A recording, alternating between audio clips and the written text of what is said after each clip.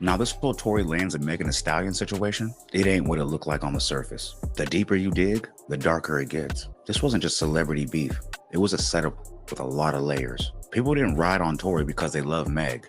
Nah, she was just the face of the play. This was bigger than rap. Once you peel back the drama, you start seeing names like George Gascon pop up, DA moves, political timing, and a whole power structure behind the scenes. Tory was the fall guy, Meg was the decoy. The rest, straight chessboard. You heard, that possibly he could be exonerated here. I want you to give my audience what they don't know and your analysis of actually what went down. Well, first and foremost, thank you for having me. And I got to tell you, I've been involved in looking into this case for almost about 6 months exactly now. It was brought to me by a board member, Diana London, with the Caldwell Institute for Public Safety, who regularly says she believed Tory Lanez was innocent. And as I looked through the case and I noticed a number of irregularities in the case, I began to come to that same conclusion that this was an innocent person. Let me take you back to the very beginning. First and foremost, we got a George Soros funded prosecutor named George Gascon who was prosecuting this case. He was at the time coming off of his second recall attempt. He was in severe trouble as he had lost support in numerous demographics, key demographics to his electoral success, including Black women. And he needed to do whatever he could to possibly win this election. I believe if Jesus Christ was Tory Lanez's attorney, Tory Lanez would have still lost this case no matter what. Gascon pulled up with a whole rollout of soft on crime policies that sounded real sweet out the gate. On paper, it looked like progress. Zero bail for damn near everything, and no minors in adult court. Sounded like justice, right? Until people started getting hit close to home. You had cats sending 15-year-olds to go handle hits, knowing full well they'd be out by 25. You kill a man's brother, sister, pops, and walk in 9. Yeah, the public started looking around like, hold up, who's really winning off this? That's when Gascon lost the room. Come re-election time, he felt it. Energy was gone. Folks that once cheered were now ready to pack him up. He tried to spin it, tried to push the same lines, but the vibe was cooked. The city wasn't buying it anymore. Gascon's name got so hot, they tried to recall him. Twice. He became the poster boy for everything that folks were saying was wrong with progressive politics. LA's crime rate, the streets feeling unsafe, conservatives pinned all that on him, and he knew it. The backlash, the tweets, the shift in support, it all hit him at once. So now you see him going extra hard on the Tory case, doing things he ain't done in other cases at all, trying to win back there from Black women, rap fans, and the Megan crowd. At first, it sounded like a reach, but now, nah, that move feels real strategic. Tory's attorneys have alleged prosecutorial misconduct, suppressing of evidence, exculpatory evidence being withheld. And I believe them based on the facts. But why is it that they never tested her DNA onto the gun? You knew that she had gunpowder on her hand. They found that out. Why didn't they test that? Why is it that they added this enhancement to his case? Now, enhancements are used for the violent gang members, people with a history of brutal crime. George Gascon has had numerous people who have had brutal crimes that he didn't recommend an enhancement. One by the name of Raymond Danger Gonzalez, who murdered, premeditated 2 individuals, including a teenager, and he stole their money. No recommendation for enhancements from George Gascon. Or the General Hospital actor Johnny Wagner. He was brutally murdered. No recommendation for enhancements. So this led me to believe instantly that George Gascon had put on a front.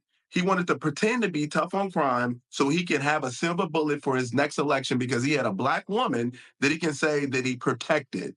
And it's insane that unfairness is pushing through our justice system, but we've seen this with numerous cases with George Gascon. And that's why the Caldwell Institute got involved in this case, because injustice anywhere is a threat to justice everywhere. Gascon tried to run a play that every politician does every 4 years. Create chaos, push fear, then swoop in like the hero. But in this case, he'd already done too much damage for it to work. I mean, if you look at election cycles, why do police shootings dominate the headlines only during voting season? I mean, they happen often, but they only get blasted when there's an agenda. Hence BLM and that nature. But then, the news outlets eat off the fear. Money gets funneled in, and the public gets manipulated once again. And that's exactly what Gascon did with Tory Lanez. After letting real killers and robbers walk free, suddenly he goes harder on a rapper than on other people who took lives. Even if you think Tory's guilty, How he get hit with gun enhancements that folks don't get hit with for actual killings? That ain't justice. That's politics. At this point, it ain't about if Tory gets out, it's about when. The system's gonna have to correct itself. This level of political weirdness can't hold up forever. You got his pop speaking out, but now even Representative Anna Paulina Luna, a Trump ally, jumping in heavy. And when folks who usually don't agree start pushing the same button, that tells you everything. Piers Morgan even called Megan's story shaky, and he don't bite his tongue. So now Luna's pressing the governor for a pardon. But let's be real, it don't even take that. And all they gotta do is strip the gun enhancement. That's the only reason Tory's still behind bars right now. Without it, he already served enough time. He'd qualify for that 85%, and he'd be out today. This ain't even a free Tory, cause he's innocent movement. It's take off the extra time y'all slapped on just to make a statement. That enhancement ain't standard. It ain't justice. It was Gascon style politics, plain and simple. Tory's pops and Congresswoman Luna popped up on Piers Morgan, and they laid it out so strong, even Piers had to call it how he saw it. He straight up said Megan's story wasn't adding up. When a dude like Piers, who don't side with rappers or politicians like that, starts calling out the holes, yeah, you know the pressure getting real. A lot of inconsistency going on here. She denied to Gayle King that there was any relationship with Tory. She then admits that there had been, that she lied. She doesn't admit to lying about the circumstances of the shooting, but certainly this goes to the heart of her veracity. It's looking bad for Megan when someone like Piers Morgan goes on air and calls her a liar. When a platform that size starts questioning your credibility, it starts to shake the whole foundation of your case. Tory's pops went on there too and broke it all down, exposing how twisted the trial really was. He talked about that defense witness, Sean Kelly, who originally told police that he saw a woman fire the gun. But before Kelly hit the stand, prosecutors pulled him upstairs. And when he came back, his whole story flipped. It got so sideways that Tory's own team had to treat the witness as hostile. That means dude switched up so bad, they had to cross-examine him like he was working for the other side. That one moment right there showed just how shaky the trial really was. To this, I'll never forget the day when we're sitting outside of the courtroom getting ready for court to reconvene. And imagine the only independent witness, which should have been the only objective witness in this case, was a gentleman by the name of Sean Kelly. Interestingly enough, the only person that would be able to have an unbiased viewpoint of what actually happened. Imagine that the prosecution did not want to call that witness. Why? This is the only independent witness, but yet you don't want to call this person because obviously his bird's eye view will not support what you want the narrative to be. And so when we sat outside, my wife and I, we saw this gentleman come in and we sat down and it was identified for us that, oh, this is Mr. Sean Kelly. He's sitting across from us on the other side of the hallway.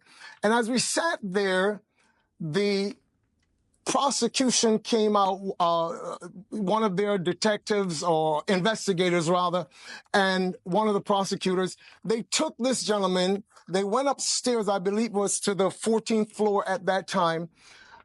By the time this man came down, the witness they did not want to call, this man came down and his testimony became so embellished with other nonsense that people who saw it just looked at it and said, this is crazy. Now, I wasn't there, but even I felt the shift. When Sean Kelly flipped, the energy turned fast. Folks were stunned. 1 minute, he's the defense's key witness. Next thing you know, he's siding with the other team right after a private meeting with the prosecutors. Now, that ain't wild.